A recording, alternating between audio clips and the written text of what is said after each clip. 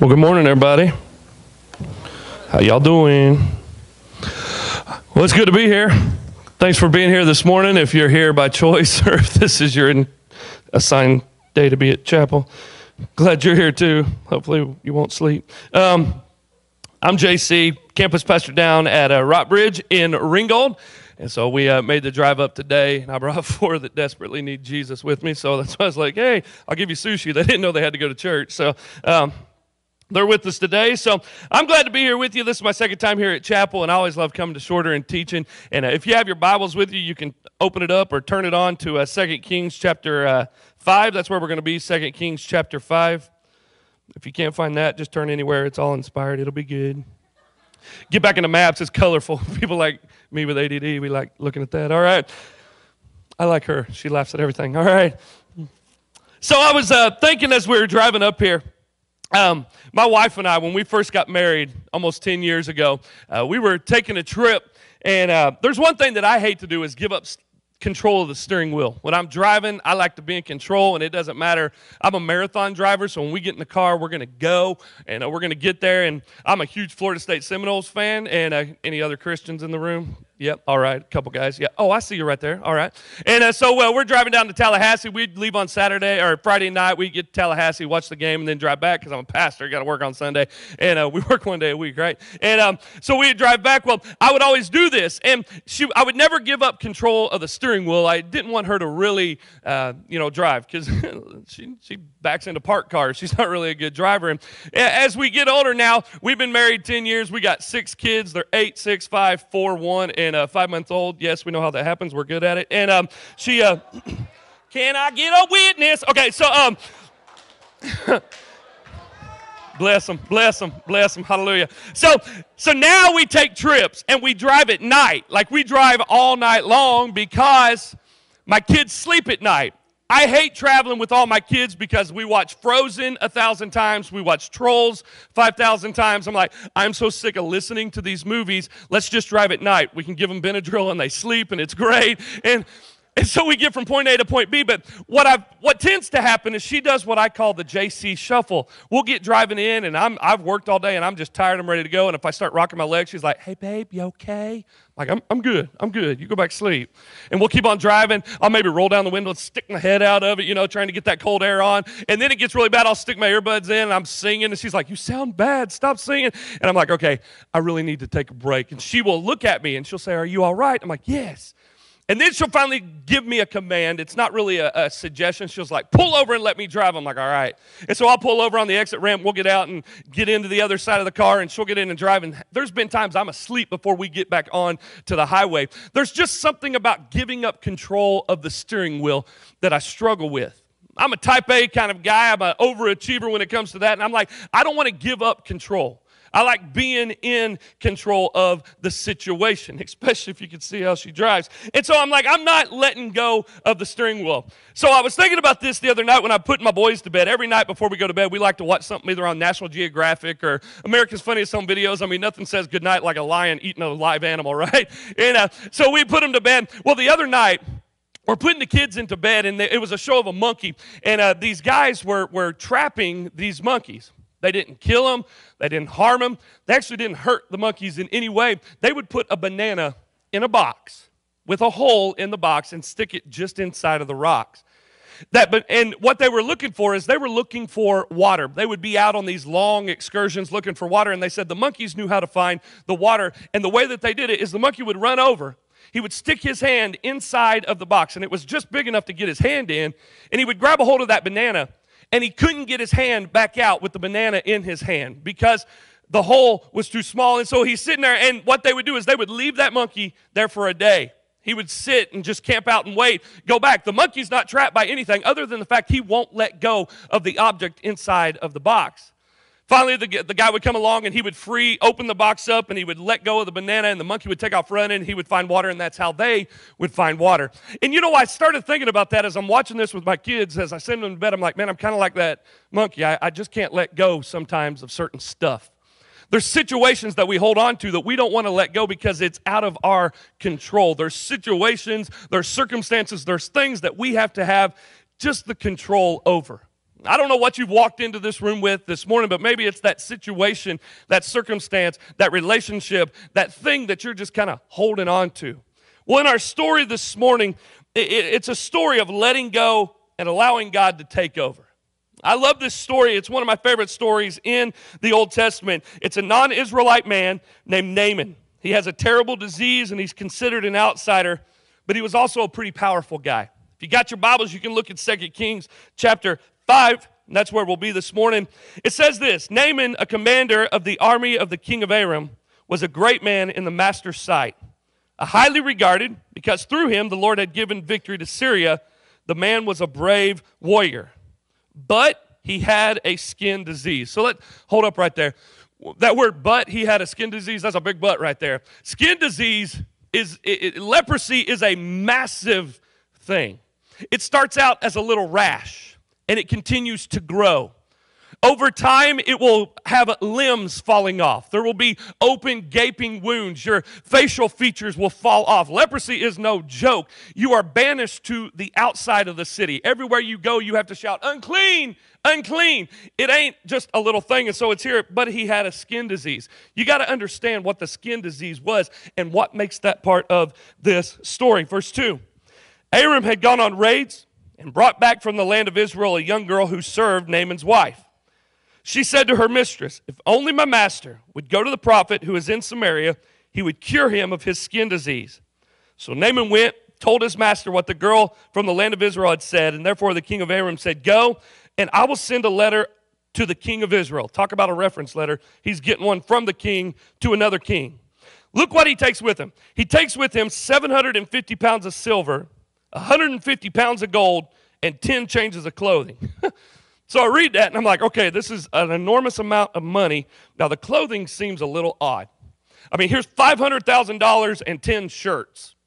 I don't get it. I'm reading that, I'm like, why would he take 10 changes of clothes? Well, it's expensive clothing. It's made from hand. It is the finest material.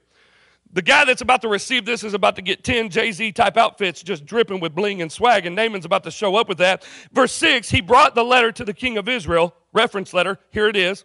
When the letter comes to you, this is from the king, note that I have sent my servant Naaman for you to cure him of his disease. When the king of Israel read the letter, he tore his clothes and asked, am I God, killing and giving life, that this man expects me to cure him of his skin disease? Think it over, and you will see he's only trying to pick a fight with me. They had been at war with each other. He's like, I ain't doing that, you crazy man. When Elisha, the man of God, heard that the king of Israel tore his clothes, he sent a message to the king. So Elisha is a prophet of God. He hears that the king is having a really bad day. I don't know if you've ever gotten a letter and you start tearing your clothes. That's a pretty bad day. Elisha's like, hey, send this man to me, and look why. Why have you torn your clothing, you crazy king? Have him come to me.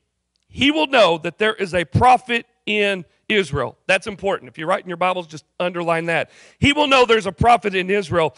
You see, Elisha, he perceives a bigger purpose in Naaman's leprosy.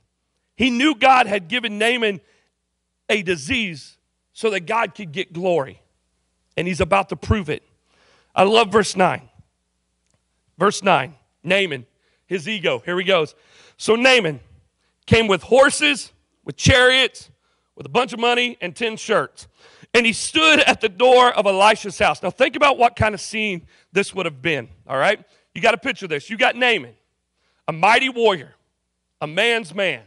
He's coming with a lot of money, 10 shirts, horses, chariots, the big entourage. He pulls up at this guy's house. Syria had been carrying out raids against Israel for months, and the Israelites would have been in wonder, well, look at this escalade of people. It must be somebody big. No, they would have been like, oh, snap, hide your kids, hide your wife. He's coming to kill us again. Something big's about to go down, right? Look what happens. Elisha, I love this. Elisha sent him a messenger. Elisha doesn't even come out of the house.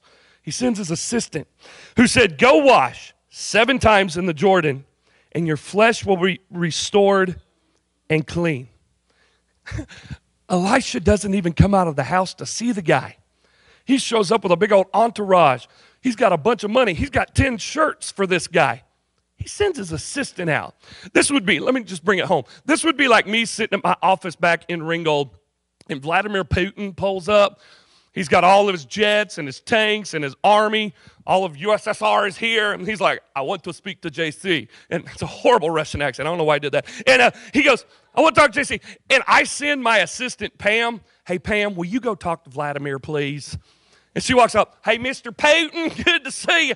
JC's a little busy today. He's returning some emails. He said, just go down to the Mexican restaurant, and he'll meet you there in a minute. That's crazy talk, right? One, why would Vladimir come see me? Anyhow, but that's what's happening here. Naaman pulls up to see this guy, and he sends his assistant out. He doesn't even get to talk to the guy, the second guy that he was supposed to see. He was going to see the king, but then he goes to see a prophet who he doesn't even get to talk to, talks to his assistant. And look at 11. Naaman is hot. Naaman gets angry. He left saying, I was telling myself, surely this man would come out, stand and call the name of Yahweh his God, wave his hand over the spot, and cure the skin disease. Naaman's thinking, I thought this was going to be a pretty kumbaya type moment. Like, I'd come out in all white, walk on hot coals, and the people would be like, ah. You know, we'd sing and dance, and it'd be like, Naaman is cured. This guy is awesome. But that's not what happened at all. I got his assistant. Verse 12. And he names 2 rivers. I went to Bible school, I can't read them. Aren't the rivers of Damascus better than all the waters of Israel? Could I not wash in them and be clean? The 2 rivers in Syria were nice. They were majestic. They were big. Elisha told him to go to the Jordan River, a little dirty, muddy stream. Nothing proud about that. Nothing wonderful. Nobody's going to write it up in a newspaper. He is upset. In fact, in verse 12, the last part, it says, so he turned and left in a rage.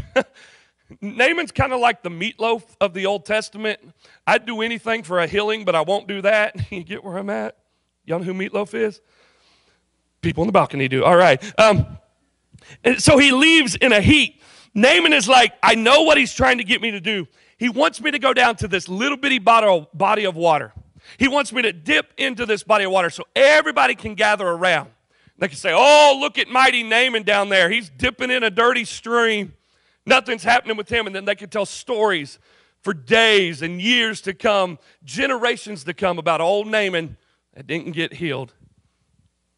He's making these presumptions in his mind. Then look what happens. Here comes the voice of reason. Don't you hate when a voice of reason speaks up sometimes?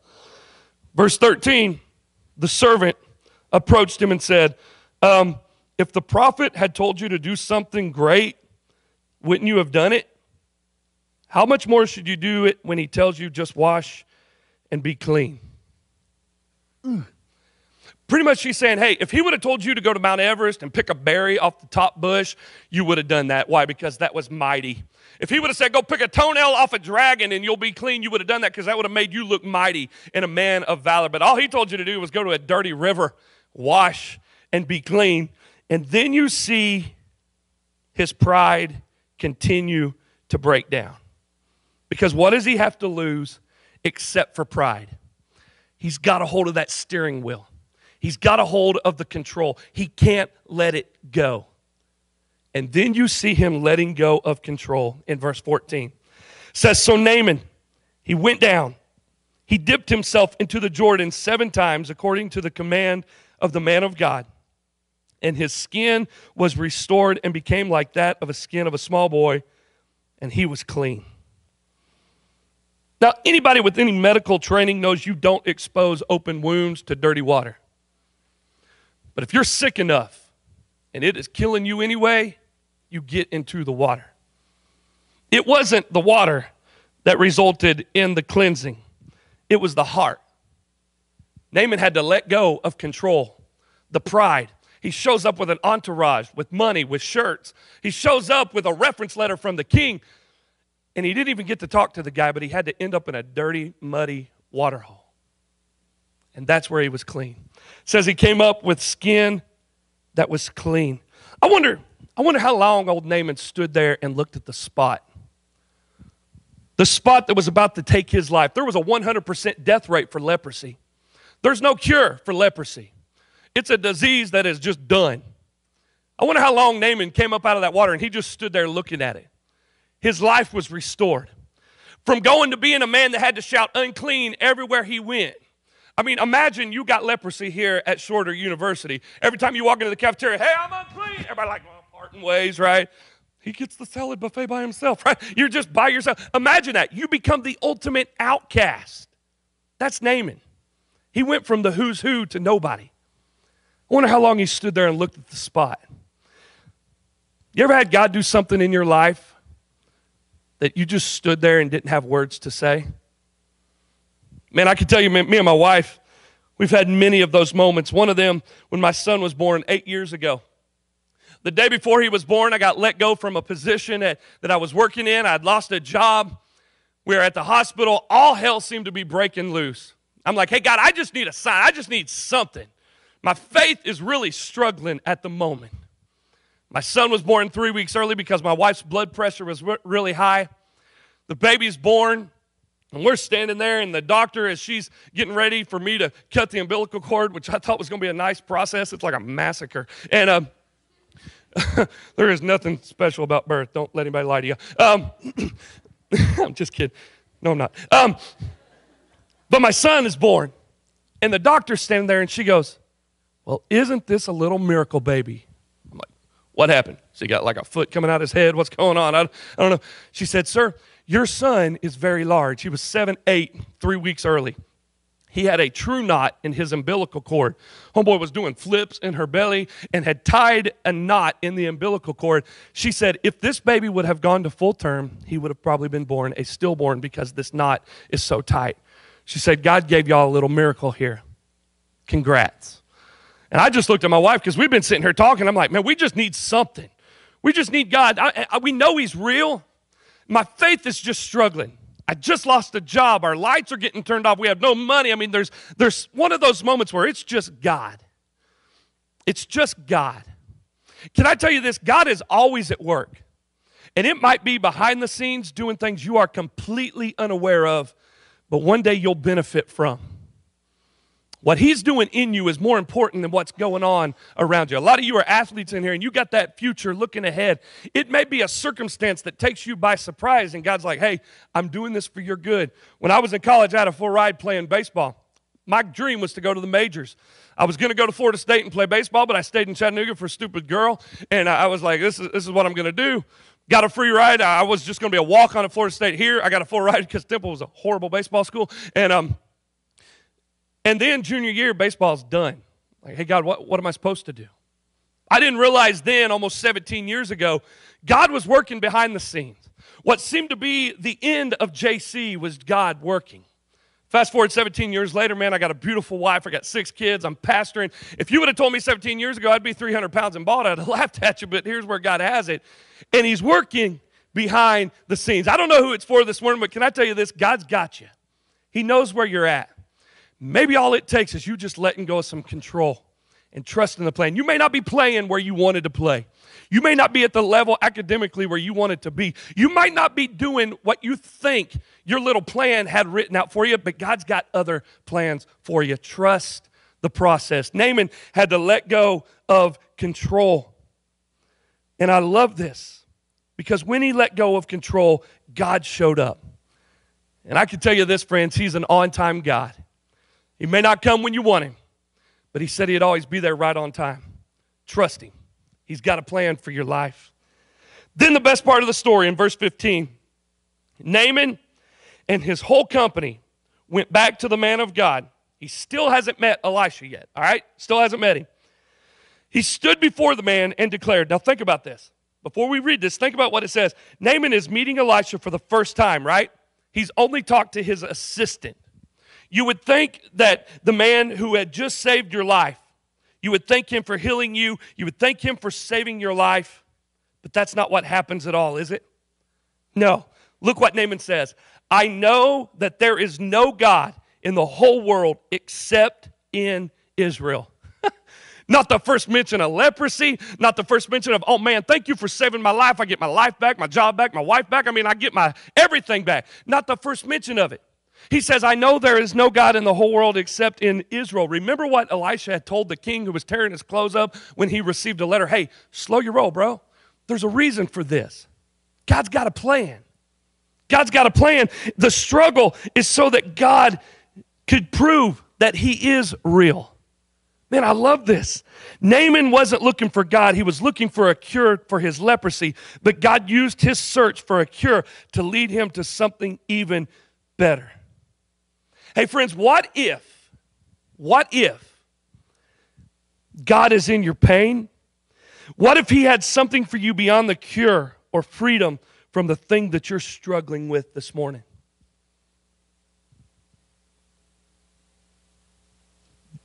The last part of verse 15 and verse 16, you see Naaman. He's standing before Elisha. And then in verse 17, he's telling him, hey, I got saved. Here's what I want to do. You ever met somebody that gives their life to Jesus? Man, they are radical. They are fired up. They will go to Taco Bell and stand on a table and preach at people, and you're like, hey, bro, you slow down a little bit. You might be turning more people away than helping, right? I mean, they're just fired up. They met Jesus. They want everybody to know about it. That's what happens to Naaman.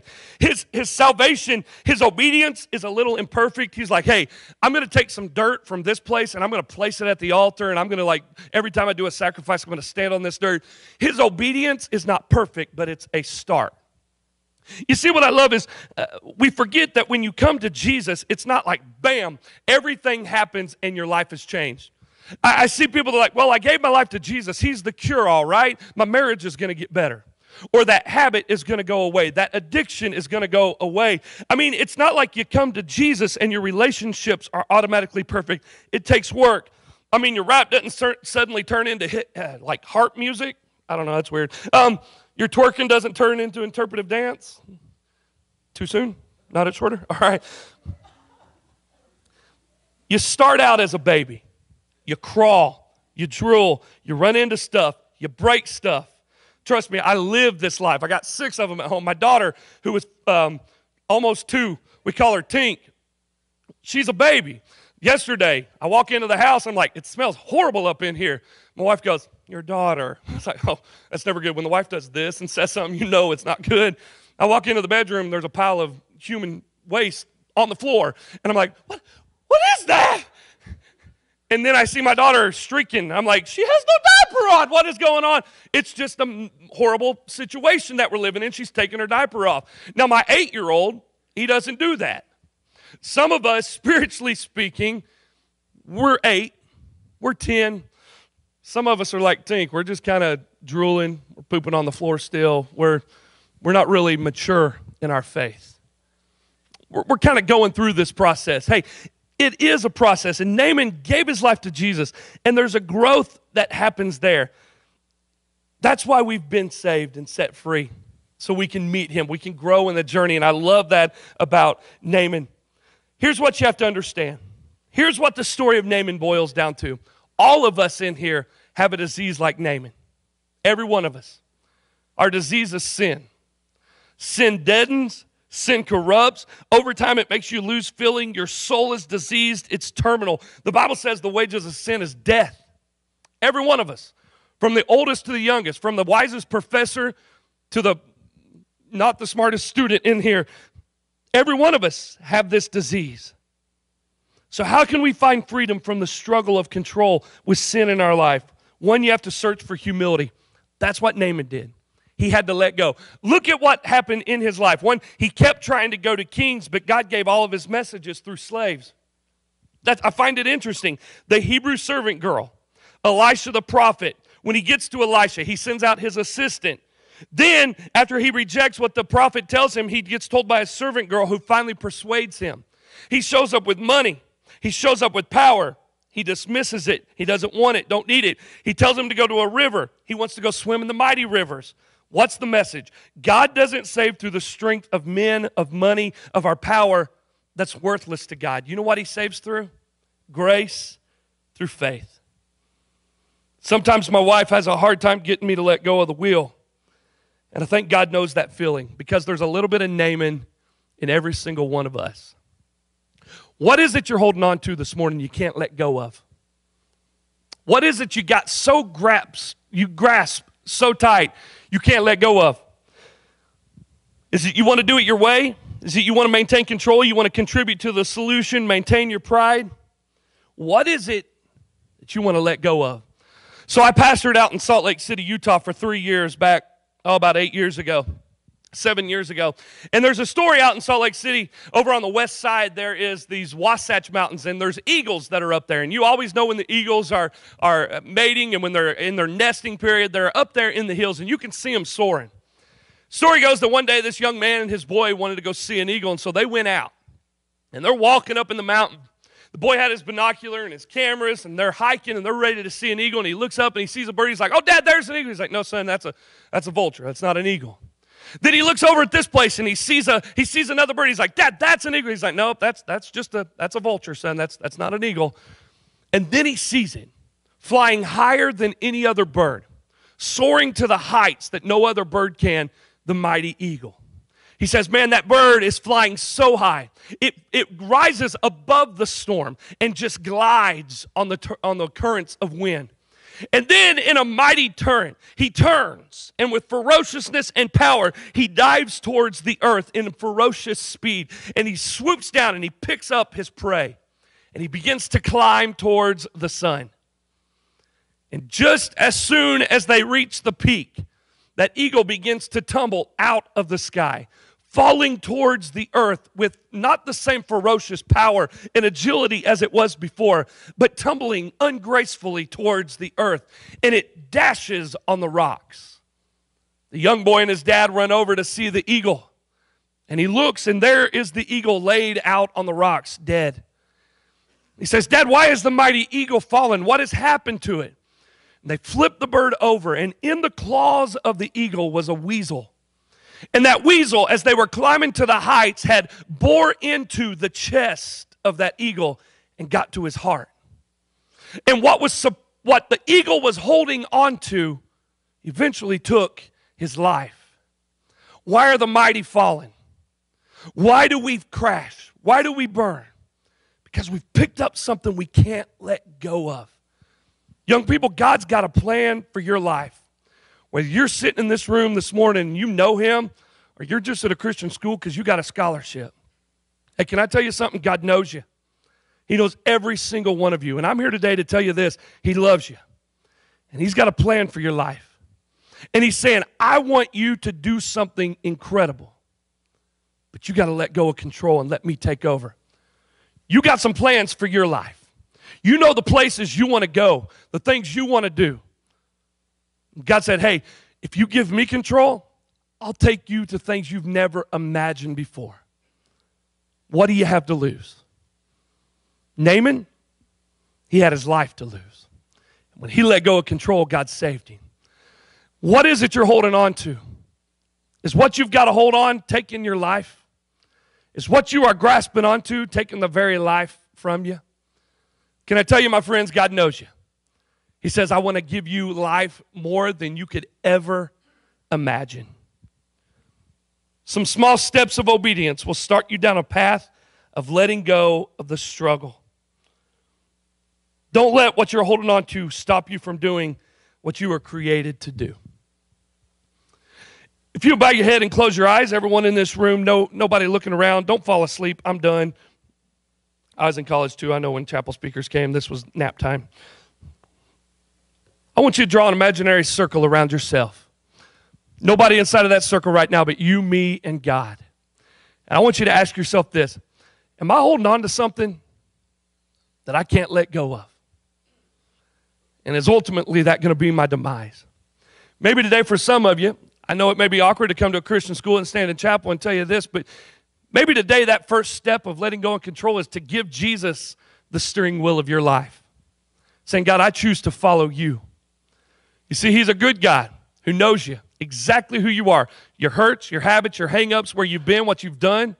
He says, I love you, and I want to have a relationship with you. Maybe your first step is saying, Jesus, here's the steering wheel of my life. I choose to follow you. My friend, there's no magical prayer to pray. It's not raising your hand. It's not looking at me. It's not coming down here to the front. It's choosing to believe and saying yes to him and giving him the steering wheel of your life. There is a step. I'd love to know it. If you say, hey, JC, man, today I said yes to Jesus. I gave him the steering wheel of my life. Will you let me know? You can find me after chapel. Will you let your RA, your coach, your friend, somebody know Let them know so you could start down the road of next steps. Maybe what you're holding on to, you've said yes to Jesus. At one point, you gave him the steering wheel of your life, but you've picked up something along the way. And it is keeping you from doing what God has created you to do. Maybe it's a relationship. Maybe it's a habit. Maybe it's something that you need to fill in the blank with. And you need to let go so God can have complete control of your life.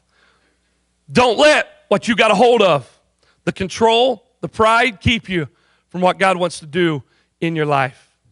Father, I love you. Thank you for Shorter University.